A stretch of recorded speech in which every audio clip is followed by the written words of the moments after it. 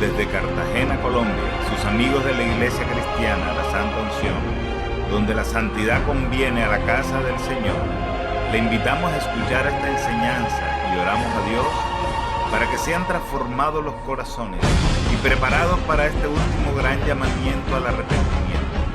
Pedimos a Dios para que les hable con este mensaje y se acerquen más a Él por medio de nuestro Señor y Salvador Jesucristo. Ven y sumérgete en el río de su Espíritu.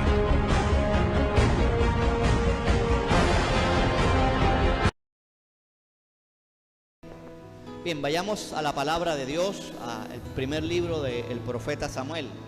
Ha sido difícil estos días, pero de Dios es la victoria, hermanos, amén. Primer libro de Samuel, capítulo 7. Dígame un fuerte amén si lo he encontrado, hermano. Hay un mensaje muy bueno el domingo. De hecho que el del domingo iba a ser el de hoy.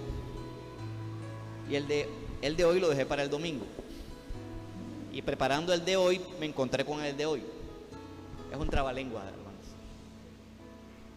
Primer libro de Samuel, capítulo 7. Amén. Todos, ¿verdad? Bien, dice la palabra de Dios. Vinieron los de Kiriat Jearim y llevaron el arca de Jehová y la pusieron en casa de Abinadab, situada en el collado, y santificaron a Eleazar, su hijo, para que guardase el arca de Jehová. Desde el día que llegó el arca a Kiriat Jearim, pasaron muchos días, 20 años, y toda la casa de Israel lamentaba en pos de Jehová. Amén. Bien, hermanos, es la primera vez que no le tengo título al mensaje, hermanos. Así que si alguien tiene la revelación del título, me lo dice al final. Amén. Vamos a hacer un concurso a ver quién se gana la bendición. Es muy claro lo que voy a hablar. Yo creo que estamos pasando por estos tiempos, hermanos. En los tiempos que se escribió este pasaje, era un tiempo de mucha apostasía en Israel. Era el tiempo final, digámoslo así, final del libro de los jueces. Es donde se desarrolla la historia. Era un tiempo donde no había rey en Israel, como dice el libro de Jueces, y donde cada quien hacía lo que bien le parecía, porque no había rey, porque no había un liderazgo. En donde este era un tiempo donde Israel rechazaba a Dios, desde sus líderes, desde el liderazgo, principalmente el liderazgo político, hasta el liderazgo religioso principalmente. Y esta situación de Samuel en aquellos días de Israel es muy parecida a esta situación, a la situación en que estamos viviendo. Es muy parecida, y usted va a sacar sus propias conclusiones. Las 12 tribus de Israel estaban en Israel, pero cada una estaba trabajando independiente. Esto era la situación de Israel. Había enemigos alrededor. En ese tiempo Dios quería ser el rey de Israel, pero Israel quería un hombre como rey. ¿Cuántos dicen amén, hermanos? Hermanos, las cosas... Me gusta la Biblia porque una de las cosas que me gusta de la Biblia es que la Biblia es un libro que no pasa de moda, nunca. Y todo lo que se vivió ayer todavía se vive en estos tiempos. Cosas que no hace el Corán, cosas que no cumplen los libros de los hindúes, de los chinos, de toda esta gente que tiene una sabiduría popular. Porque sencillamente la Biblia es la bendita palabra de Dios. ¿Cuántos están de acuerdo con esto, hermanos? Entonces, en esos tiempos, al igual que en estos tiempos, veíamos a un sacerdocio corrupto. El sacerdocio, aunque usted no lo crea, en la iglesia en general está corrupto. Así como lo dice el capítulo 4, capítulo 3, que la palabra escaseaba, de que no había visión con frecuencia. Así está la iglesia actual. La palabra sigue escaseando. se está predicando tonterías, fábulas. Usted sabe lo que se predica hoy en día, ¿no? Para no estar en repetición, fábulas. Porque la palabra está escaseando. Es decir, que los tiempos que estamos viviendo son aquellos tiempos de alrededor de hace casi 3000 años. ¿Usted lo puede creer? Es lo mismo, hermano, el liderazgo corrupto, un país patas arriba, una ciudad patas arriba. Pero yo creo que así como aquellos tiempos, Dios todavía tiene misericordia de su nación. Amén. ¿Cuántos están de acuerdo con esto? Porque acuérdate cuando Dios le empieza a hablar a Samuel, ¿dónde estaba Samuel? Hago esta pregunta. ¿Y qué estaba haciendo Samuel? Samuel estaba dormido. 1. Y número 2, Samuel estaba durmiendo en el lugar equivocado. Samuel estaba durmiendo en la misma presencia de Dios. Yo no sé si usted ha hecho esta relación. Samuel estaba dormido en el lugar santísimo. Con todo, Dios se le revela. ¿Cómo se llama eso? Diga conmigo, misericordia. Gracias, sí, es cierto, ¿verdad? A veces creemos que uno funciona, que la iglesia avanza por la habilidad del pastor. A veces creemos que si no es por nuestras oraciones las cosas no funcionan. No, hay que orar, hay que hacer la obra de Dios, pero primero que no se nos olvide que todo es por gracia. Dígale al hermano, todo es por gracia. Los tiempos de cuando ministraba Elí, si usted, vamos a devolvernos un poco para que entendamos un poco lo que él ha estado diciendo. Simplemente he estado resumiendo. Capítulo 3, cuando Dios llama a Samuel. Era terrible, era trágico lo que estaba viviendo Israel en esos tiempos. Lo mismo es para nosotros, ¿verdad? Capítulo 3 de Primera de Samuel dice: el joven Samuel ministraba a Jehová en presencia de Elí. O sea, Samuel ministraba a Dios, pero nunca había escuchado la voz de Dios. Y dice, mira las características de aquellos tiempos igual a esta. La palabra de Dios escaseaba, lo mismo que ahora, ¿verdad? Hoy hay predicaciones de superación personal, de éxito, de prosperidad y de todo lo demás. La palabra escaseaba en aquellos días, no había visión con frecuencia, es decir, un liderazgo que estaba ciego, un liderazgo que no tenía discernimiento espiritual, que había perdido la visión espiritual. Miren, hermanos, esto que dice aquí no está de casualidad.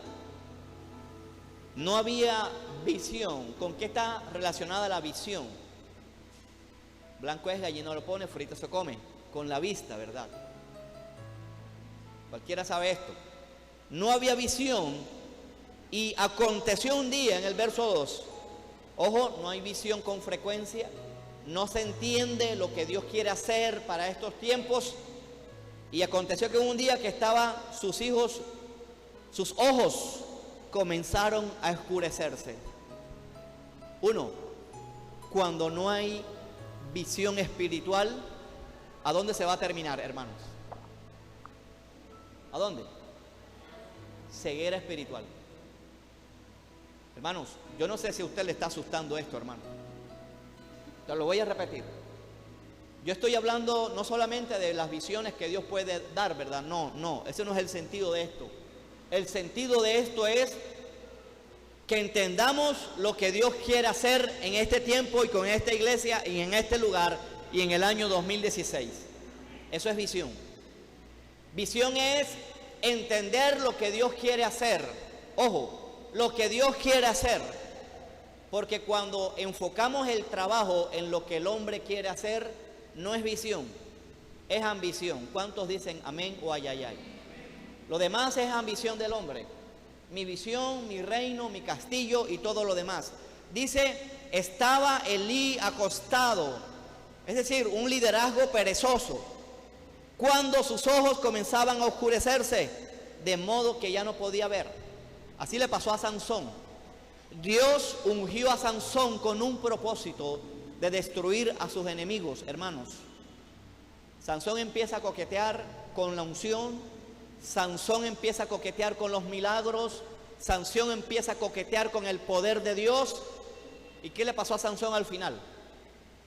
¿Cómo terminó Sansón? Ciego. ¿A cuánto les ministra esto, hermano? Bien, esos tiempos son estos tiempos. Por eso, de verdad, el mensaje va a tender a eso, ¿verdad? Y cuando uno está ciego, uno no sabe pelear, ¿cierto? Cuando uno está ciego, le pegan un cocotazo al diablo por la cabeza y uno no sabe quién le pegó, ¿cierto? Estoy hablando de la ceguera espiritual, por supuesto. Y hermanos, yo de verdad estoy un poquito inquieto con muchas cosas, con lo que Dios nos ha estado mandando a hacer. Y si bien Dios nos puede mandar a hacer algo como iglesia, también Dios nos puede mandar a hacer algo individual. ¿En dónde? En tu trabajo, en tu estudio, en la universidad, en el colegio, en la calle, como quiera que sea. Dios te ha dado una visión a ti como individuo y Dios nos ha dado una visión espiritual como iglesia. Pero vemos hoy en día que normalmente una persona empieza a quedar ciego cuando está viejo, ¿sí o no? ¿Cierto? Naturalmente. Es igual en el ministerio, hermano. Una iglesia envejecida es una iglesia ciega. Y yo no estoy hablando de la edad. Estoy hablando de una iglesia que no entienda lo que Dios, el propósito de Dios para contigo en este tiempo. Estos tiempos son extremadamente peligrosos, mis amados hermanos. Perdone si me salgo del tema, pero usted sabe cómo está hablando de Rusia. Rusia va a ser el agente con que Dios va a desatar la guerra de Gog y Magog. Quieren enredar a Rusia. Ahorita tienen a Rusia sancionada. Y ya quisiera ver muy pronto cómo se va a desembrollar todo este asunto con Rusia. Porque toda la palabra de Dios se va a cumplir. Toda. Se está cumpliendo. Quedan pocas cosas para que se cumplan. Porque la palabra de Dios es así. Siempre tiene un cabal cumplimiento. Entonces, teniendo esto en cuenta, a veces veo a la iglesia de Jesucristo en general haciendo locuras y barbaridades, hermanos. De cuando en cuando a veces me llegan noticias de la iglesia a lo largo de todo el mundo, porque Dios tiene un ministerio de Cloé en todo el mundo. En todo el mundo lo tiene. Y uno se queda asombrado, hermano, de lo que estás haciendo. Estoy diciendo, basado en la predicación de la palabra, cosas místicas, religiosas, que rayan en la brujería, hermanos, que rayan en el espiritismo. Hermanos, a veces me asusta la situación que está viviendo la iglesia. A veces me pongo a pensar si seremos capaces de enfrentar la guerra espiritual que ya está delante de nuestros ojos. No es que se avecina, no. Realmente ese es el centro del mensaje. Y alguien me va a ayudar con el título del mensaje. Es la guerra espiritual que la iglesia está librando muy mal. Muy mal. Por eso, cuando se desarrollan estos capítulos, tiene un total parecido a lo que dice Samuel. Mira lo que dice aquí, versículo 3, me gusta este versículo. Mire, Elí estaba acostado, ciego. Elí estaba acostado y ciego, dije. No se pierda de esto. Versículo 3, Samuel, ¿cómo estaba? Dormido. O sea, aquí se nos hablan de dos tipos de líderes. Un liderazgo viejo que ya estaba a punto de caducar, que tenía fecha de vencimiento, hermanos, y Dios no cambia. Hay un liderazgo que ya está viejo, que ya está pasado de moda. Y Dios va a levantar a Samueles en estos tiempos. ¿Cuántos dicen amén, hermanos? Aunque estén dormidos. Gloria a Dios. Aunque sean insignificantes, Dios va a levantar a Samueles en estos tiempos. Si alguien no está entendiendo esto, entonces nos hace falta colirio en nuestros ojos espirituales para entender la palabra, hermanos. ¿Cierto? ¿Cuántos dormidos hay aquí? Dígame, gloria a Dios. Usted es un Samuel entonces, y Dios lo va a tener en cuenta usted para reemplazar a los Elís corruptos y dormidos que están. Los hijos de Elí eran corruptos. Dice que estaba Elí acostado en su aposento cuando sus ojos comenzaron a oscurecer, de modo que no podía ver.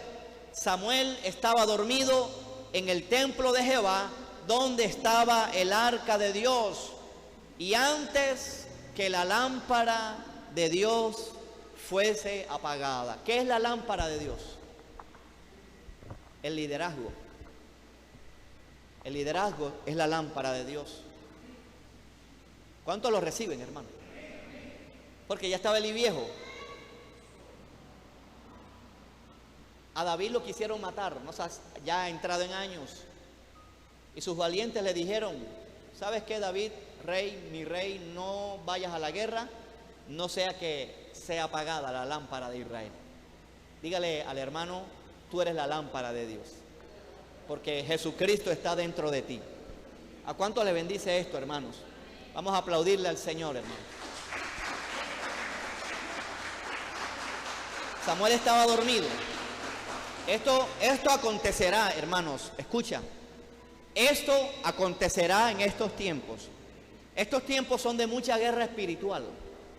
Voy a hablar de estos temas en las próximas semanas, hermanos.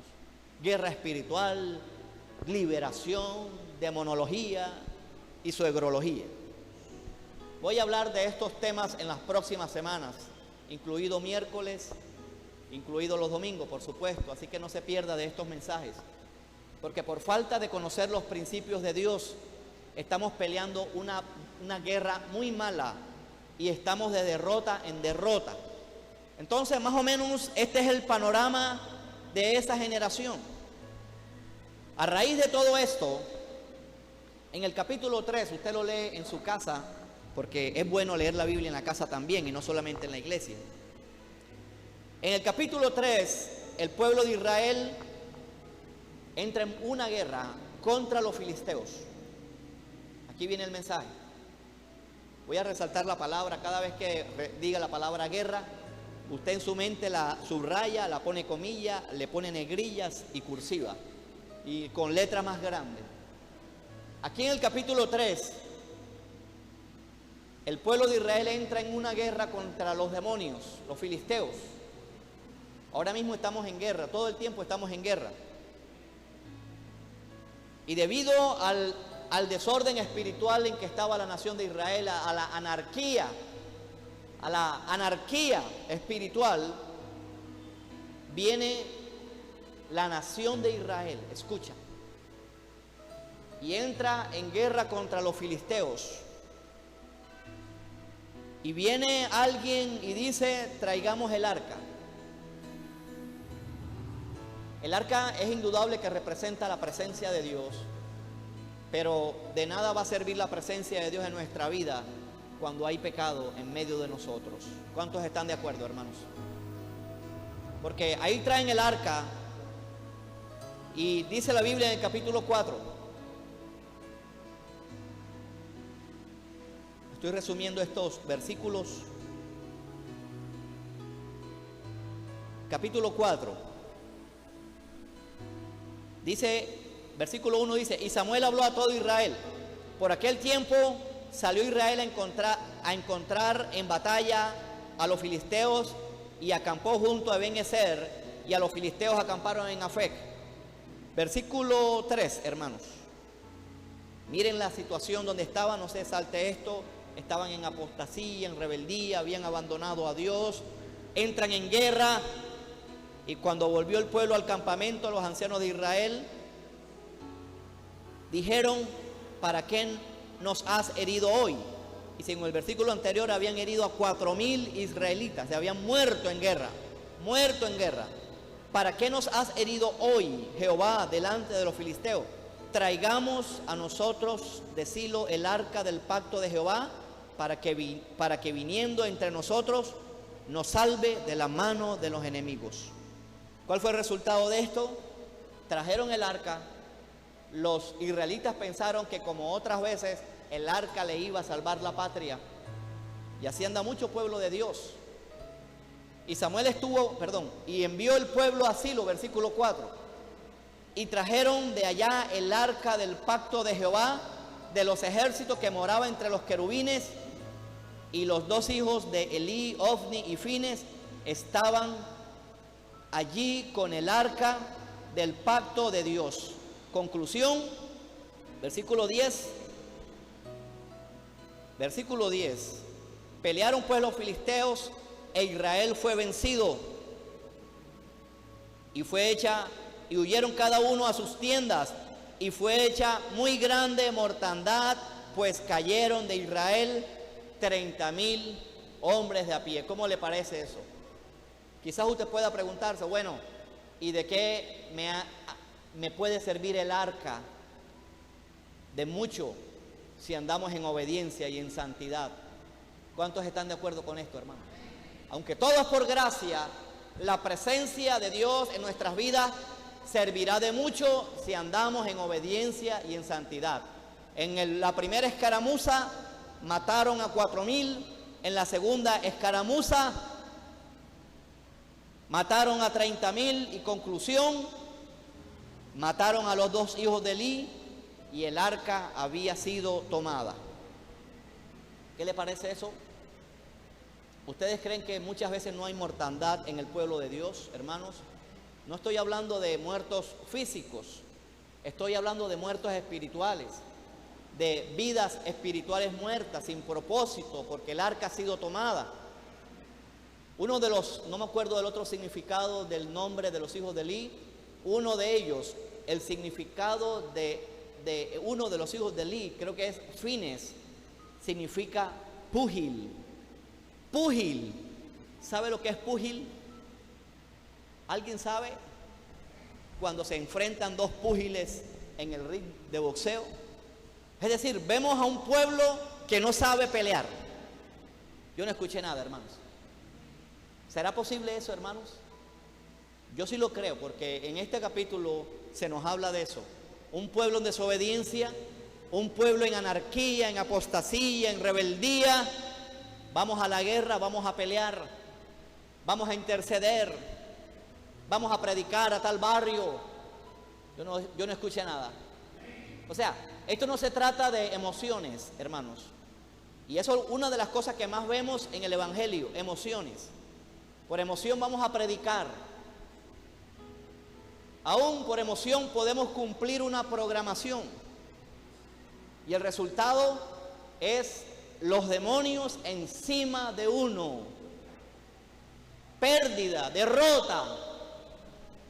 El resultado fue que se robaron el arca, los enemigos. Mataron a los dos hijos de Ofni y Fines. En otras palabras, ya la presencia de Dios, la noticia más trágica de Israel era que no estuviera el arca. Por eso dijeron Icabod. La gloria de Dios ha sido, de Israel, de Dios ha sido traspasada, ha sido robada. Yo quiero llamarles poderosamente la atención y que en este momento hagamos una pequeña radiografía de cómo está el arca de Dios en el lugar donde debe estar, que es en nuestro corazón. Hoy que hagamos esta reflexión, porque la nación de Israel estaba patas arriba, así como está esta nación. Es indudable que hay iglesias cristianas en Colombia. Es indudable que se está moviendo Dios en las iglesias en Colombia. Pero ¿por qué sigue Colombia como está? Esta ciudad, prostitución, trata de mujeres, discriminación. Hay discriminación en esta ciudad. no aceptan a negros en las discotecas, no lo aceptan. Discriminación con el reinado de belleza, no me diga que no. Porque nunca aceptarán a alguien que no tenga esas medidas. Descalificada, eso es discriminación. Dígale al hermano, dígale, alégrate como tú eres, porque Dios te ama así con los gorditos que tienes, hermano. Viene el reinado y aún el pueblo de Dios se desconecta a ver esa locura, sensualidad. Y todavía van al centro y se toman fotos detrás de la India Catalina. Un ídolo, un demonio que ministra sensualidad, lujuria. Entonces no nos podemos quejar de por qué esta ciudad está así. Pero obviamente no nos vamos a quedar allí. Vamos a ver algo, cosas que dice la misma Biblia, este pasaje que usted acaba de escuchar, para poder cambiar la realidad. Yo quiero poder cambiar un poco más el ambiente espiritual de esta ciudad. ¿Cuántos quieren cambiar el ambiente espiritual de Cartagena? Vamos a aplaudirle al Señor, hermano. O sea, no es que les haya ido mal a Israel en pecado. No le fue mal. A Israel le fue requete mal, hermanos. Y los principios de Dios nunca van a cambiar. Aquí hay un principio indudablemente de búsqueda, de santidad, de consagración. Entonces esto nos habla de que es una cosa seria ser un hijo de Dios. En otras palabras, estaban en pecado, hacían lo que les daba la gana y dijeron, el arca de Dios nos va a salvar. Es decir, quisieron tomar el arca de Dios como un amuleto y como un juego. ¿Ustedes creen que no nos pasa esto aquí, siglo XXI, año 2016, Iglesia de la Santa Unción? Gente tomando la presencia de Dios como un juego. Dígale al hermano, esto es muy serio. Dígaselo, esto es muy serio y no se ría, porque esto es muy serio. Miren, hermanos, el diablo no está haciendo jueguitos. El diablo no anda con juegos. ¿Cuántos dicen amén, hermanos? ¿Por qué creemos a veces que nuestro caminar, me gusta esta palabra para definir el cristianismo, esto es un caminar? ¿Por qué creemos que este caminar es un juego? Aunque no lo decimos, nuestra vida se muestra como un juego. Un pecado le hizo sacar a Satanás del cielo, a Lucero, hijo de la mañana, menor que Jesucristo. Jesucristo es la estrella de la mañana. Un pecado. Obviamente, gracias a Dios por este tiempo de la cruz. Dios tiene mucha paciencia. Eso se llama en la Biblia longanimidad, misericordia, pero mejor es longanimidad. Que Dios no nos manda a juicio enseguida, porque todavía Dios sigue siendo un Dios justo. Como quiera que sea, de alguna manera recuperaron el arca. Estos son versículos resumidos. De alguna manera Dios trajo el arca, porque el arca, al que no está preparado la presencia de Dios, le vienen males y le vienen tumores. Yo no escuché nada. Los que se han leído estos capítulos ya saben de qué les estoy hablando. Por la presencia de Dios en un lugar muy malo, estoy hablando en un pueblo de Dios, le vienen tumores, les vienen enfermedades y le vienen muerte. Así que dígale al hermano, tómate la vida cristiana en serio, en serio. Muerte, ¿verdad? De alguna manera, en la familia, en la economía, en la salud, en tantas áreas de nuestra vida que a veces no decimos, pero la tenemos muy guardada en nuestro corazón y tenemos una vida cristiana, áreas donde nuestra vida está muy muerta. De alguna manera traen el arca, y por eso es que en el capítulo 7,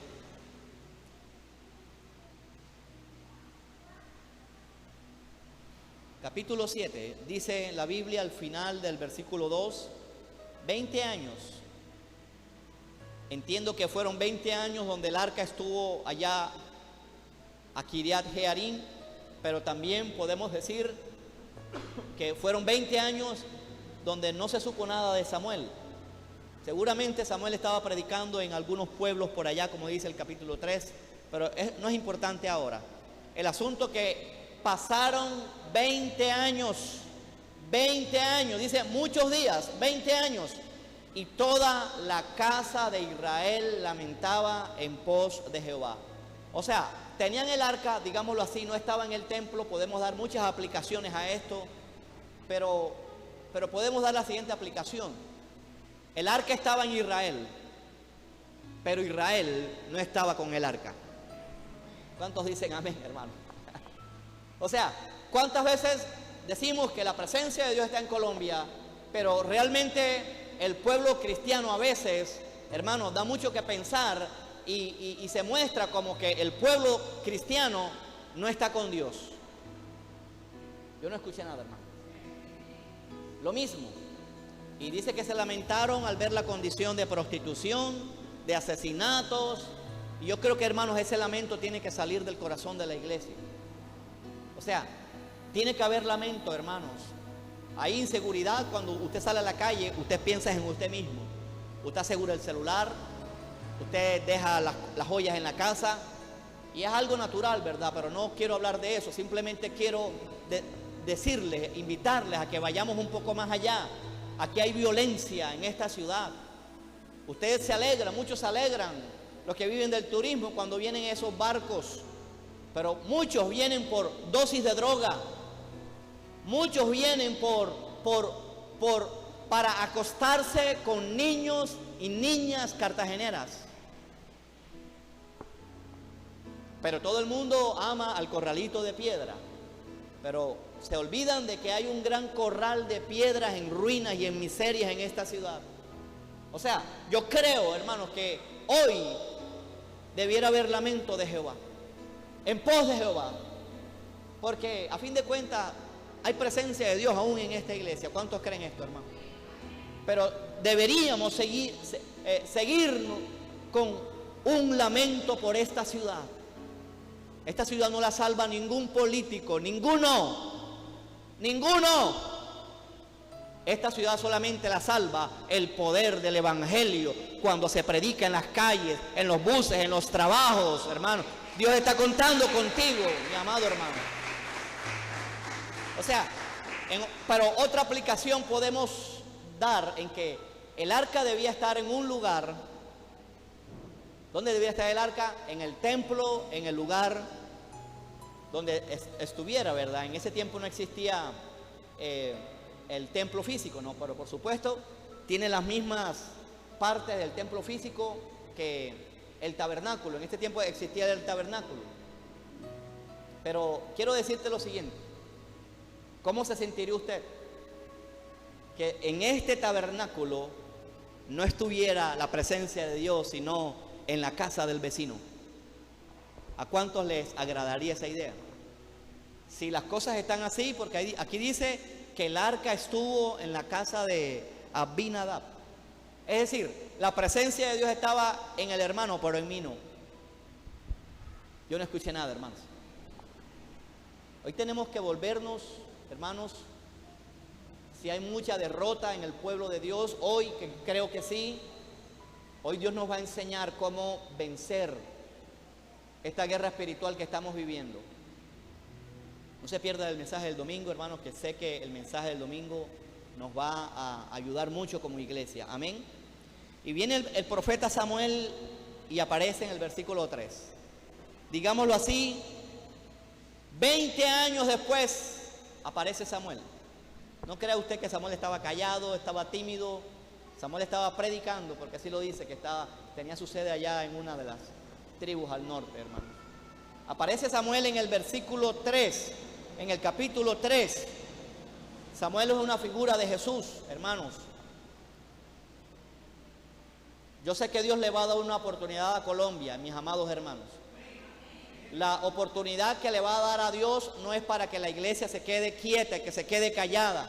Es para que una iglesia salga a las calles, se monte a los buses, se llene el bolso de tratados y en el trabajo reparta, en las calles reparta, para que el evangelio toque el corazón a mucha gente.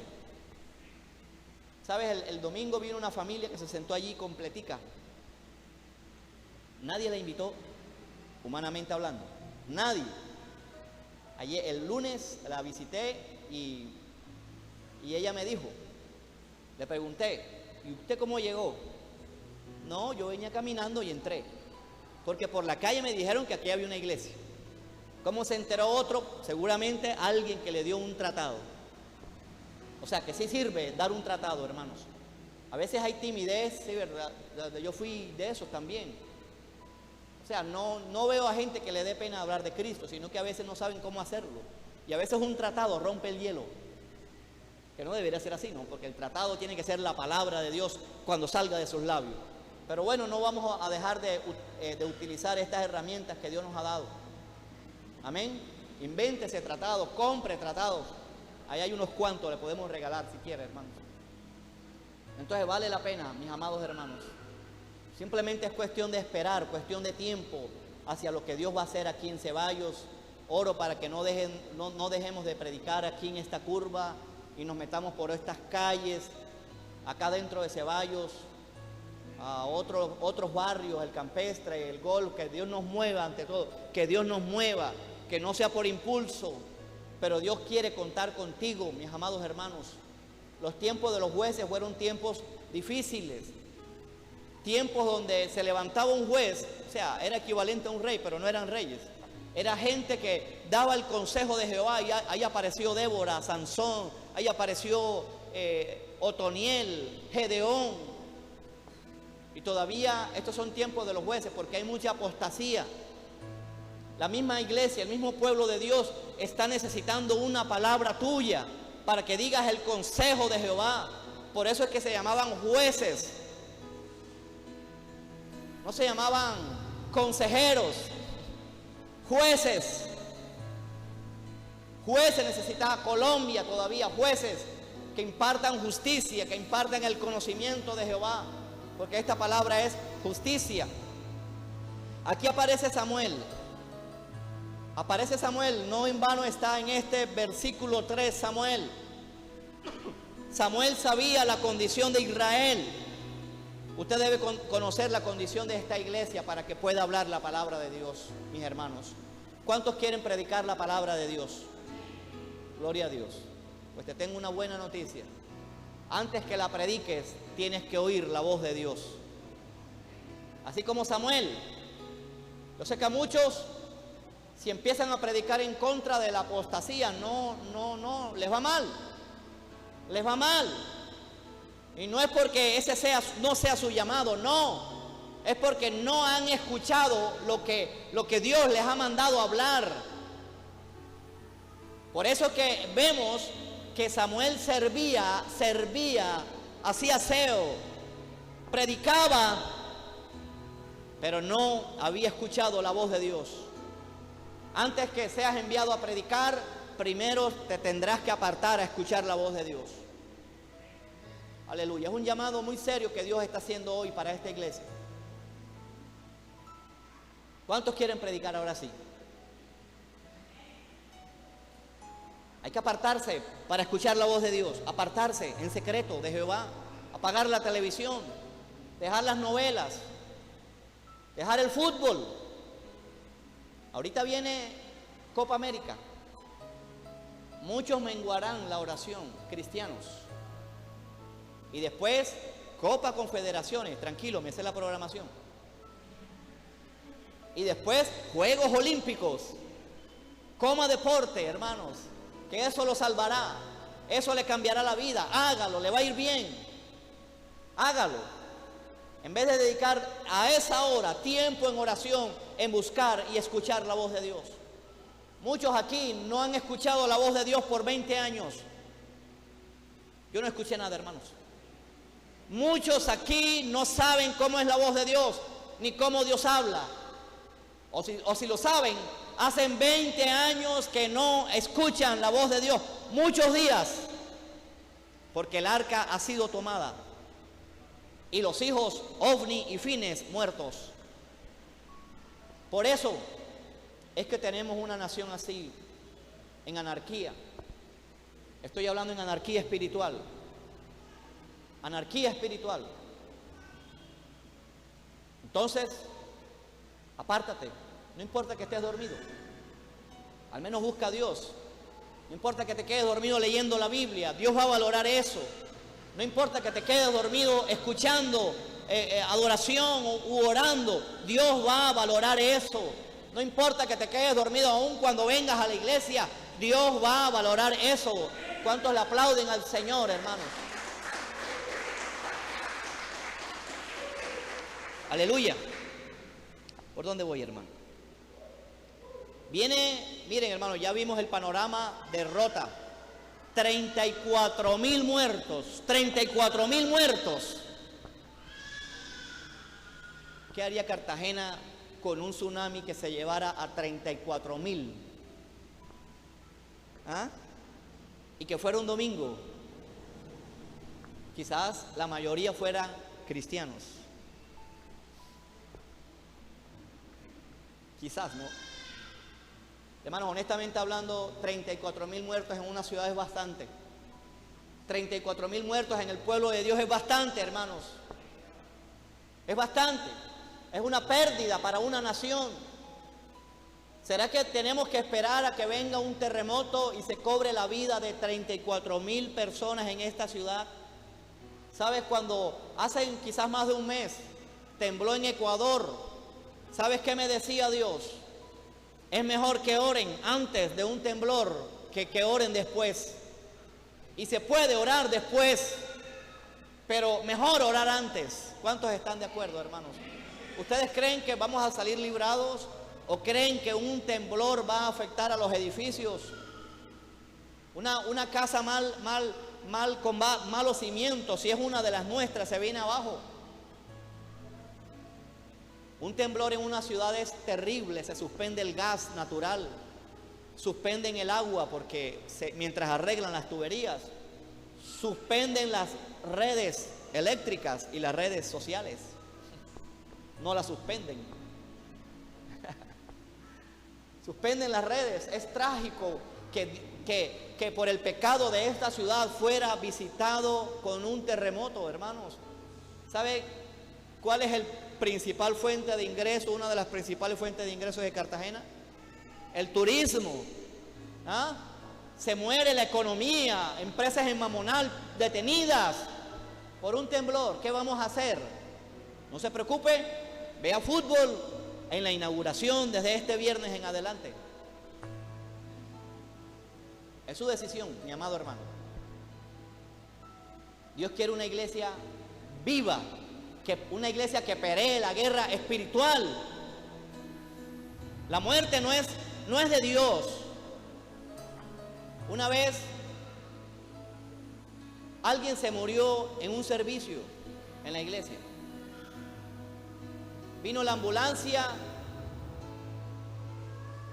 y sacaron a media iglesia antes de encontrar al muerto. Es un chiste, después le explico.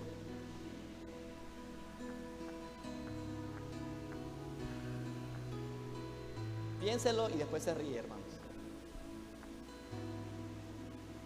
Estaba media iglesia muerta, hermanos. Ya se está riendo el aula. Jesús David se está riendo. En los versículos que usted va a escuchar, muy sencillo el mensaje de hoy, hermanos. Ha sido difícil conectarme con Dios, mi amado hermano. He estado al borde del cansancio trabajando aquí en la casa. A veces me he quedado extrañado de gente que ha podido venir a ayudar, hermanos, y a veces miro, Señor, ¿quién ama tu obra? O sea, estoy hablando con los que tienen tiempo y pueden, ¿verdad? He estado tirando pala, a mí no me da pena ni vergüenza eso, pero hermano, yo quiero estar mejor preparado para el mensaje de hoy. Si ustedes notan mal el mensaje, es que estoy muy cansado, amén. Es que estoy preocupado también por muchas cosas en la iglesia, por quién realmente ama la obra, que no nos convirtamos simplemente en orar y ya. Acuérdate que Nehemías oraba y con una mano echaba concreto, recogía escombros y con la otra predicaba la palabra de Dios. Nos gustan las cosas espirituales, vamos a orar, pero a la hora de barrer, ¿quién barre? ¿Quién barre? ¿O barrer no es importante en la iglesia? ¿O estamos graduados de los oficios, hermanos? Yo seguiré haciendo aseo aquí, hermano, no me da pena ni organizar sillas. Dios me guarde de caer en ese orgullo porque yo como pastor lo puedo decir, fulano, vaya y me voy para la casa a orar. ¿Quién me va a decir algo? A ver, ¿quién? Nadie. Pero no, hermano, no soy de eso. Gracias a Dios. Pero sí sé que, como la Biblia dice, que el ministerio principal es oración y palabra. El venir a trabajar acá ha venido a contrarrestar la oración y la palabra. Pero Dios es bueno y misericordioso.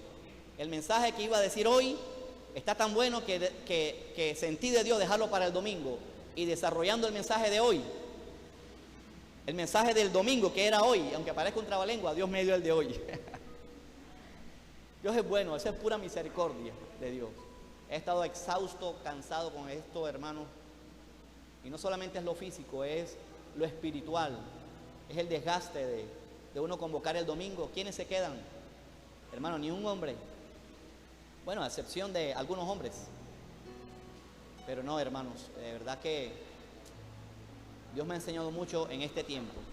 Bien, dada la condición de Israel, mis amados hermanos, de apostasía, le habían robado el arca, habían perdido batallas, habían perdido guerras, mis amados hermanos, no me diga que usted yo no estamos en eso. Viene el profeta Samuel y nos dice unas cuantas cosas. Samuel es Jesús, mis amados hermanos, figura de Jesús, ¿no? Viene Samuel y nos dice cómo debemos pelear la buena batalla y no perder las guerras. ¿Cuántos quieren aprender esto, hermano? Número uno, sencillo, hermano, el mensaje de hoy. Habló Samuel a toda la casa de Israel diciendo, ¿cuántos quieren ser victoriosos en las guerras espirituales, hermano? A veces creemos que la guerra espiritual es decir unas cuantas frases, ponerse la armadura de Dios, decir esto, atar, reprender. Eso es realmente secundario. Porque si no lees la palabra, ¿de qué te va a servir la espada del Espíritu, que es la palabra de Dios? ¿De qué te sirve? Aquí no promovemos esto, los que nos acompañan, los nuevos. Creemos en las partes de la armadura cuando uno las vive. Pero a uno le enseñaron, no salgas de la casa sin ponerte la armadura. Y salía, me levantaba tarde, me ponía detrás de la puerta, Señor, ciño mis lomos con la verdad, y hacía gestos y mímica. Y eso no sirve de nada, de nada. La armadura siempre tiene que estar puesta, mi amado hermano.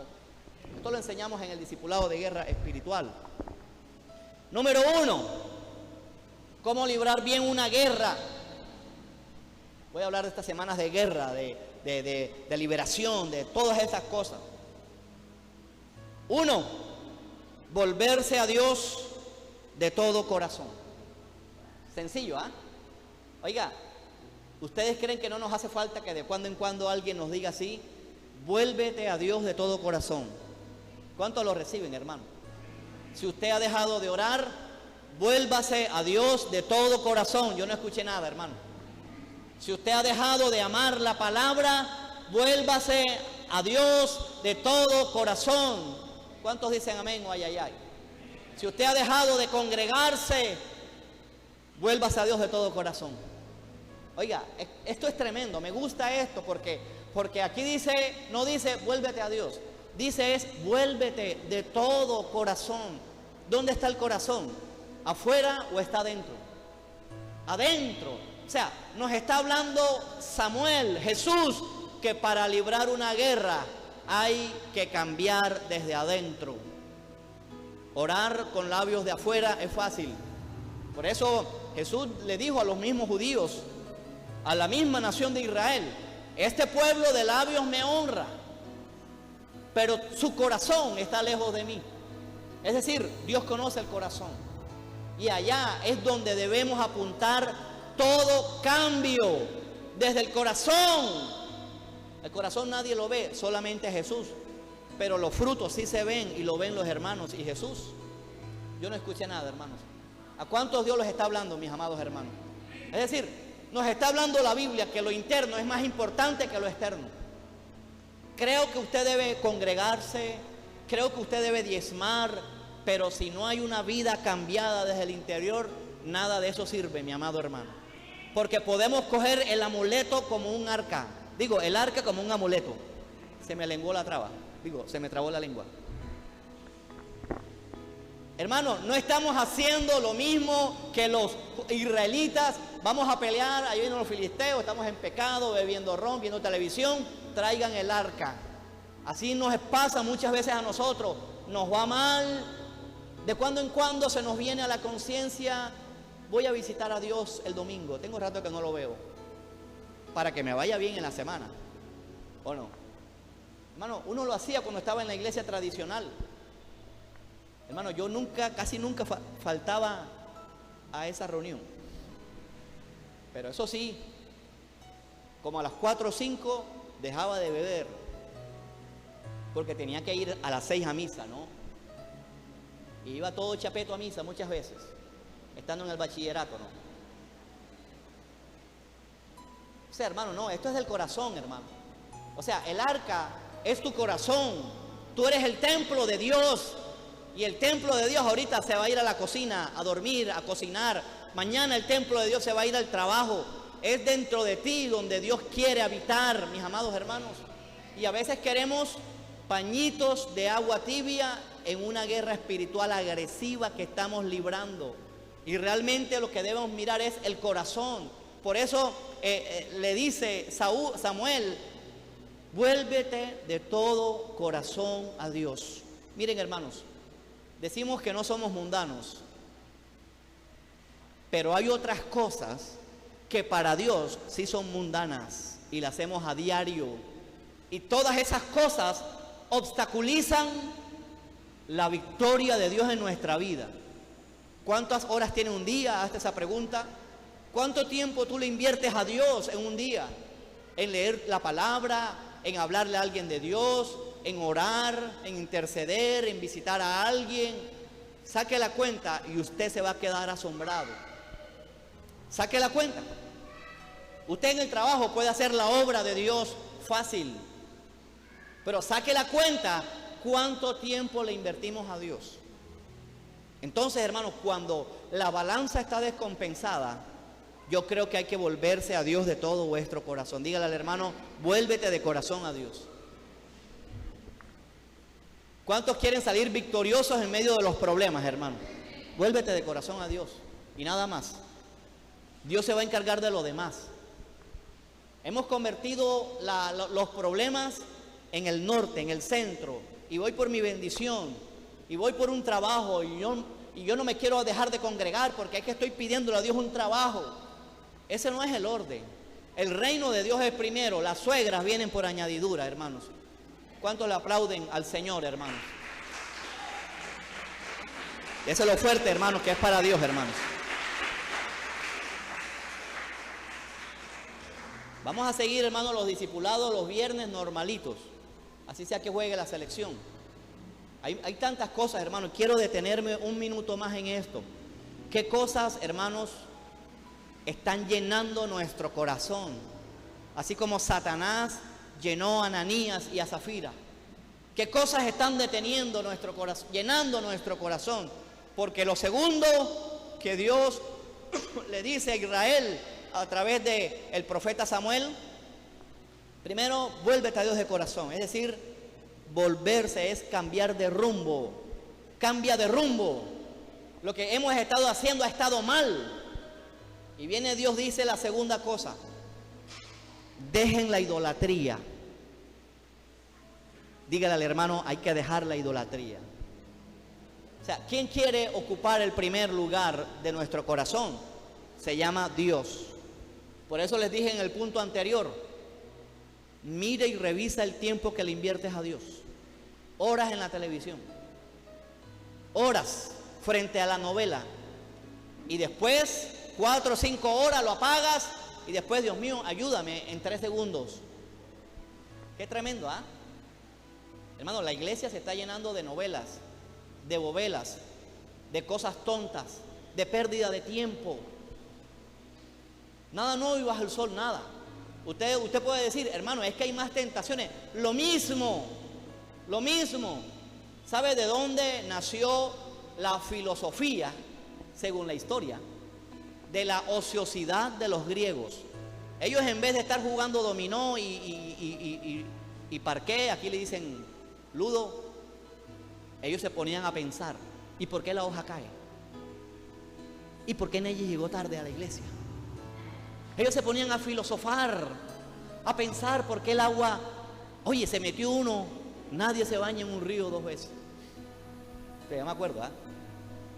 O sea, ¿por qué no aprovechamos el tiempo libre?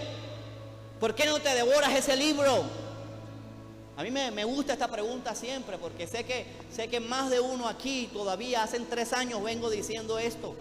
No se han leído la Biblia completo desde que estamos allá en aquel local. Bueno, desde la casa. No hemos terminado, hermano. Esto es para devorárselo. Devorárselo y devorárselo y devorárselo y devorárselo. Cuando tú te lo devoras y lo comes, vas a querer comer más y comer más y comer más y comer más. Porque donde está el tesoro tuyo está tu corazón. Yo no escuché nada. ¿A dónde miras cuando vas a playa? Ríase, hermano. Ahí está tu tesoro.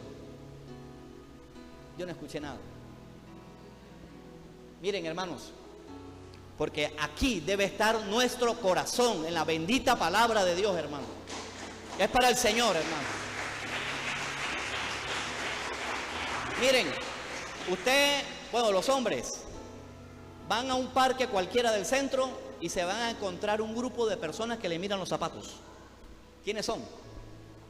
Los emboladores, porque ahí está su corazón en ese negocio. ¿Ah? Las mujeres van a un centro comercial y pasan por una peluquería, lo primero que le miran es el peinado. Porque ahí está el tesoro, su corazón. Y las horas que invertimos haciendo lo que no es de Dios, ese es nuestro ídolo y nuestro corazón. Miren, los nuevos que están aquí, que están empezando, hagan esto. Saquen los ídolos del corazón y verás a ver cómo se nos arreglan muchas cosas en nuestra vida y en nuestra casa. ¿Cierto? Yo creo en la palabra, usted sabe esto, pero a veces venimos a la iglesia a buscar fórmulas para prosperar, pasos para conseguir suegra, pasos para que usted sea como yo. Hey, hermano. Y estamos buscando sabiduría humana, cuando, hermano, es que Dios quiere ser el centro. Y usted quiere conocer más a Dios, usted tiene que estar a solas con Dios y estar orando y buscando el rostro de Dios, leyendo la palabra sin descuidar sus deberes. Amén. Por eso que dice aquí, quiten los dioses ajenos. Perdone, hermano, usted sabe lo que pienso de la pérdida de tiempo. Ya no veo ni deporte, hermano. No me hace ni así la selección Colombia, no me hace así. Porque ya saqué ese ídolo de mi corazón. ¿Sabes por qué es un ídolo? Porque usted se pone feliz ese día, el viernes que juega la selección. ¿Cuándo juega la selección, José? No sabe. Bueno, gloria a Dios. Samir, tú sí sabes bastante. O sea, el día que juega la selección cambia nuestro ánimo, ¿o no? ¿Cierto? Nos dejan el desayuno allí, se me quitó el hambre. O sea, ayunan. Están alabando, adorando. Porque ese es nuestro ídolo todavía, aunque usted le rechine esto.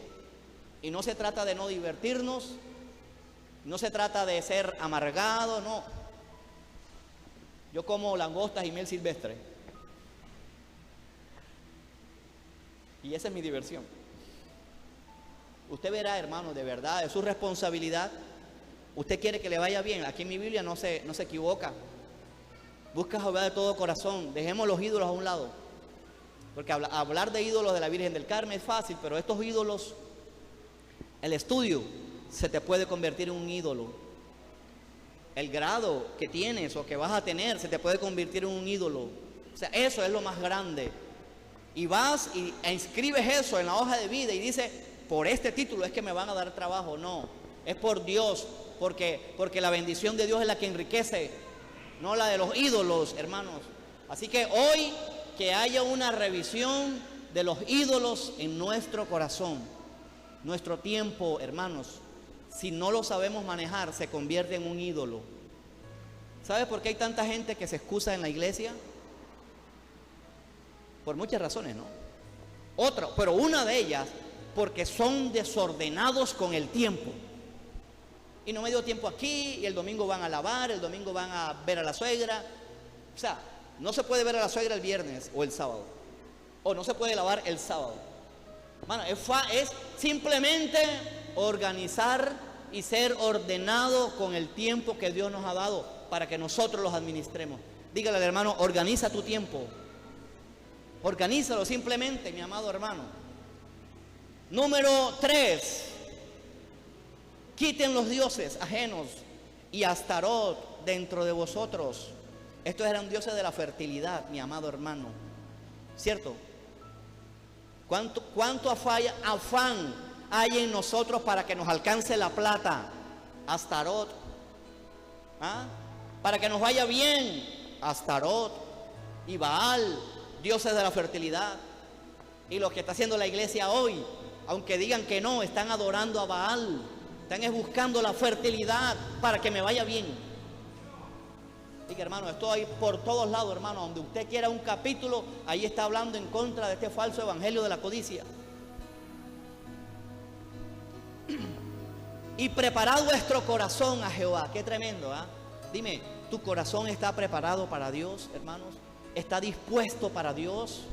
Miren, aún usted acercarse a leer la palabra, usted prepare su corazón, deje los afanes, deje ese huevo frito que está haciendo, deje allá ese afán que usted tiene, aparte se métase allá en el cuarto, si tiene aire acondicionado, préndalo, apague todo, la música, la radio, la televisión, prepara tu corazón.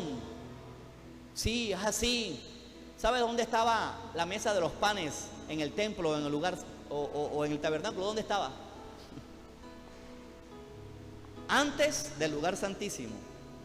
Y a esa mesa de los panes, a esos panes se le llama en la Biblia panes de la proposición. Proposición, panes que te ponen ante la presencia de Dios. Leer la palabra te pone ante la presencia de Dios. ¿A cuánto les bendice esto, hermano? Apláudele al Señor y lea la Biblia, hermano. Coma Biblia, hermano. Prepara tu corazón y solo a Dios sirvan, hermano. Sirvan a Dios. Aunque trabajen, hablen de Cristo allá. Ahí están sirviendo solo a Dios. Aunque estén estudiando, prediquen a Dios. Sirvan solo a Dios. Es decir, Dios es celoso, exclusivo.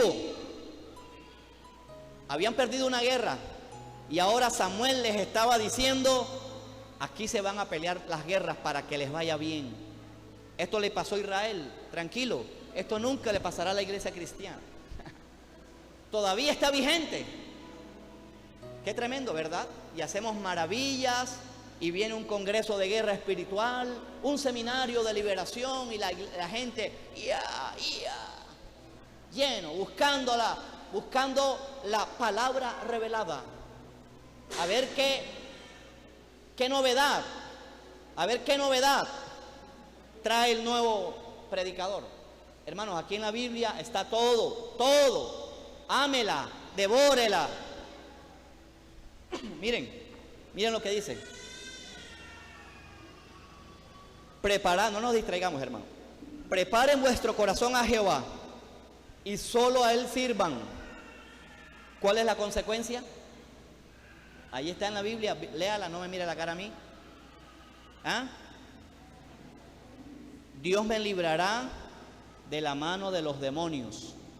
Aquí lo tiene. Dios os librará de la mano de los demonios, de los filisteos. No nos rompamos el coco, cómo vamos a hacer, y esto y aquello. Dios nos librará de la mano de los a quienes les debemos. Yo no escuché nada. Aleluya. Dios nos librará del desempleo. Pero vuélvete a Dios. Deja los ídolos, porque si no, hay ídolos. De alguna manera. Entonces los hijos de Israel quitaron a los Baales y a Astarot y sirvieron solo a Jehová. Oye, qué bonito, ¿ah? Vamos a sacar las estampitas, vamos a sacar tanta televisión de aquí, de esta habitación llena de telarañas. Vamos a sacarla. Y Samuel dijo, reúnan a todo Israel en Mizpa. Mizpa significa, por aquí lo anoté, vigilancia. Oiga, a mí esto me bendijo. O sea, ¿cómo tiene que estar el cristiano? Vigilante. Oiga, ¿cómo estaba Samuel allá cuando Dios le habló y Elí? Dormidos, vigilantes. Por eso es que dice Pedro, sean sobrios y velad, porque vuestro adversario el diablo anda como león rugiente. Vigilancia, estar atento a la palabra de Dios. El vigilante anda despierto. Esos son celadores. Algunos se la duermen. Vigilantes a toda hora. Mire, hermano, yo no sé, pero yo duermo y hay un estado en mi espíritu que me levanto y estoy vigilante. Voy al baño y estoy vigilante. Y estoy orando, Señor, gracias. Hasta mañana, Señor. Y oré 5 segundos. O sea, hermano, aprovecha cada momento para estar vigilante a lo que está pasando en el trabajo. Cuando vean noticias, estén vigilantes lo que Dios está haciendo, lo que está pasando en Colombia, y pónganse a orar por eso. No cambien de canal. Siempre malas noticias. Sí, vamos a encontrar malas noticias, y para eso es el evangelio, para afectarlo con las buenas nuevas. Se reunieron en Mizpa. O sea que si quieres librar una batalla efectiva, una guerra espiritual, tienes que estar vigilante. Congrégate. No dejes de orar. No dejes de leer la palabra. Y verás a ver cómo Dios va a echar afuera a tus enemigos. Cuánto le aplauden al Señor, hermano.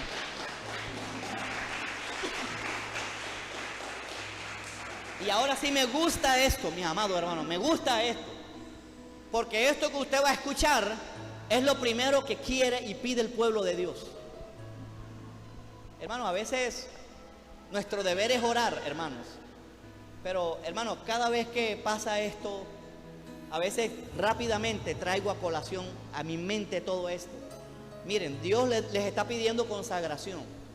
Dios les está pidiendo, dejen la idolatría. Dios les está pidiendo, dejen a los baales. Dios les está pidiendo, estén vigilantes. ¿Qué viene ahora? ¿Qué viene ahora? ¿Qué le piden? ¿Qué dice Samuel? Samuel es Jesús. Y Jesús vive para interceder por nosotros. ¿Qué está haciendo ahora Jesús ahora? Díganme. Miren, hermano, Jesús es el más grande intercesor. Ahora mismo Jesús está orando por nosotros. ¿Cierto? Y viene, dice, vengan con estas condiciones y voy a orar por vosotros.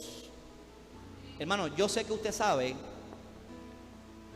y le va a llegar a su vida gente que va a pedir una oración, y usted sabe que no hay un cambio profundo en sus vidas.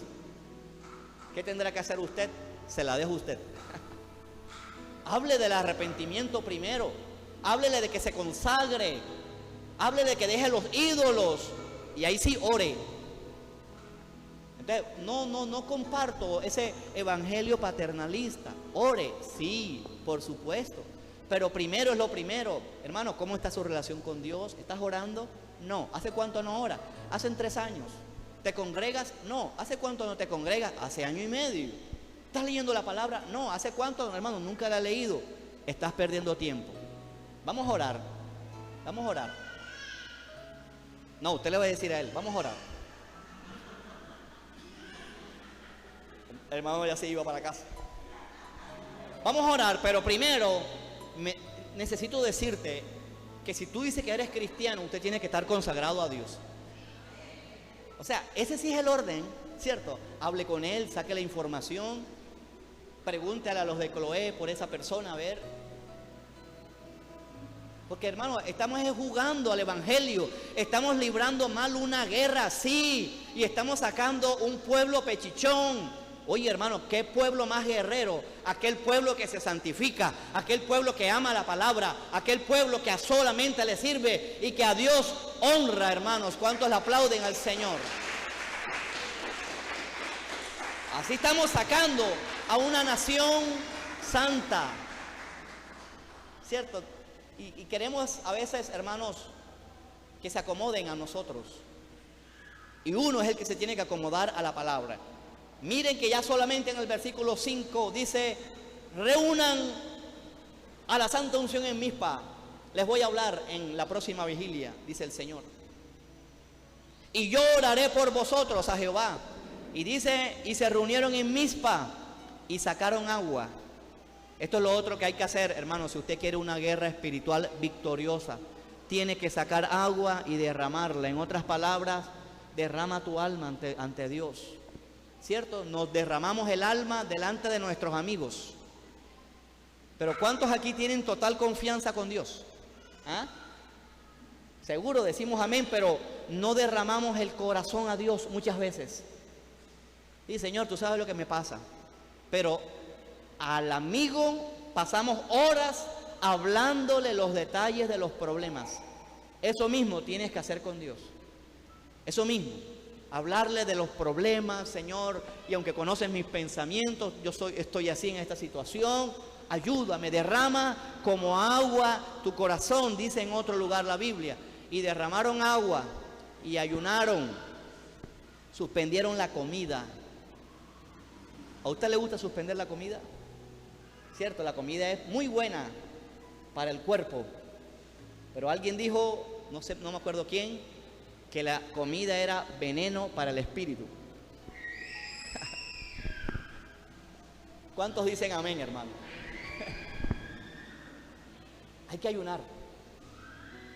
O sea, ayuno en televisión si ese es su problema.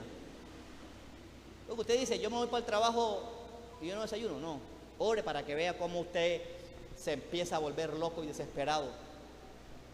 Y ve al escritorio como un gran perro caliente. Porque el enemigo ataca con desespero, con hambre. Ayune, hay que ayunar, quebrantar, para quebrantar las cosas. ¿Tiene problema? Ayune. O vaya al banco para ver cuál es mejor. Y dice que ayunaron y confesaron a Jehová, hermanos, hay que confesar el pecado. Hermano, aquí hay un gran principio de guerra espiritual en este pasaje, mis amados hermanos. Vamos a hacerlo y verá a ver usted, y verá a ver. Y dice, y ayunaron aquel día y dijeron allí, contra Jehová hemos pecado. Contra Jehová me la paso viendo tanta televisión. Sea específico, mi amado hermano. La televisión no alimenta. No alimenta. Contra Jehová hemos pecado. Y juzgó a Samuel a los hijos de Israel en Mizpa. Cuando oyeron los filisteos. Miren, hermanos, queremos que nos tengan miedo cuando llegamos a la oficina. Cuando oyeron los filisteos que los hijos de Israel estaban reunidos. ¿Cómo estaban los de Israel reunidos? ¿Ah? Vigilantes. ¿Ah? ¿Qué pasa cuando una iglesia está vigilante? ¿Los demonios qué? Nos tienen miedo. ¿Cuántos creen esto, hermano?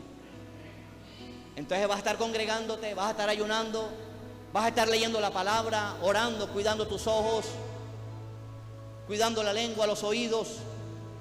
Cuando oyeron los filisteos que los hijos de Israel estaban reunidos en Mizpa, subieron los príncipes de los filisteos contra Israel. Y al oír ¿esto de qué? ¿De qué está hablando? ¿Qué oyeron los filisteos? Que la santa unción estaba ¿cómo?